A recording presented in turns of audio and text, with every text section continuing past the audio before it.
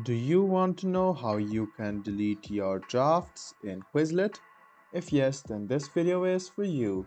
Hello and welcome to AI Basics. It's your host back again with yet another interesting tutorial video.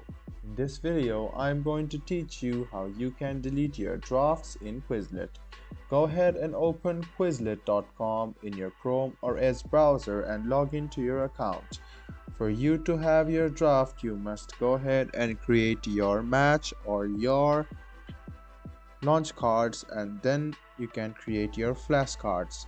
Go ahead and create your flashcards, and if you press back, you can see that your drafts will be saved. So your drafts will be saved over here on the recent. So tap on it, and as soon as you click on it, you can see that there's option of discarding the draft. So if you want to discard the draft, which is deleting it, go ahead and press discard draft, press OK, and it is option of asking where you are sure if you want to discard this draft, then press OK, and you can see that your draft has been discarded. If you go back to your home, you can see that your draft has now been deleted.